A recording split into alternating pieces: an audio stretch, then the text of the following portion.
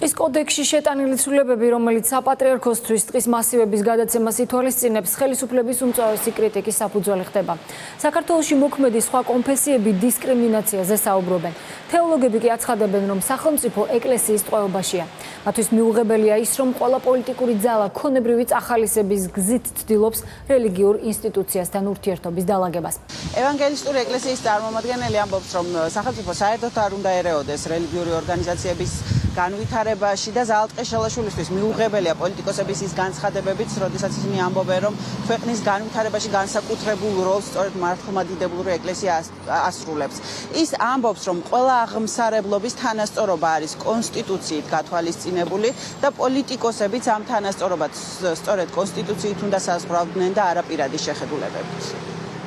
ჩვენ არ ვფიქრობთ, მე პირადად არ ვფიქრობ, რომ სახელმწიფო საერთოდ უნდა ასეთი ტემპით თუ ასეთი ძალით ერეოდეს სხვადასხვა რელიგიური ორგანიზაციის განვითარებაში. რელიგიური ორგანიზაცია დამყარებულია თავის რწმენაზე, დოქტრინებზე, მათ ყავს თავიანთი მრევლი და საკუთარი ძალებით უნდა შეძლოს ქვეყანაში დამკვიდრება. ხოლო ის ტენდენცია, რომ თითქოს მართლმადიდებელი ინსტიტუცია არის რაღაც განსაკუთრებული და ამას ანიჭებენ სახელმწიფო მოხელეები თავიანთ ინტერპრეტაციას, ეს არ არის სწორი.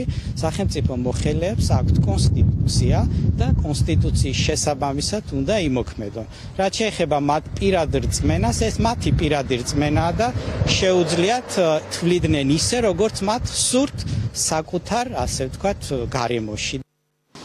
მადლობა სოფო ვარდიაშვილი.